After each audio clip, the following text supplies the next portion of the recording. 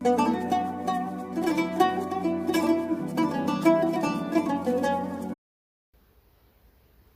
alaykum aziz o'quvchilar. Bugungi yangi darslarimizni davom ettiramiz. Bugungi yangi darsimiz ta harfi.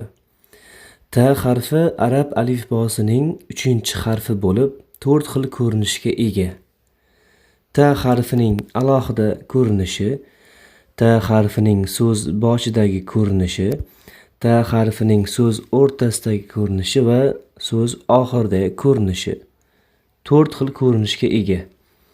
Ta harfining ko'rinishi ushbu tarzda ustida 2 ta nuqta bilan bo'ladi. Demak, ta harfining maxraji tilning uchi va oldingi 2 ust tishining tubi.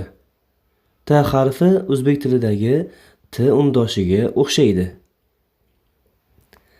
Diqqat qilamiz, takrorlaymiz.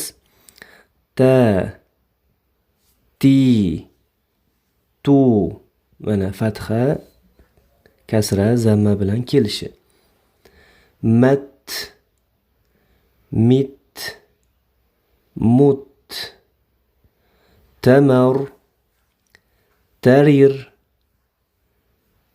zurta, amaruti, marartu, umirtu, amarat, amartum, umirtum, marartum, murirtum. Mana bu yerda zurtada oddiy za harfi bo'lish kerak. Zurta.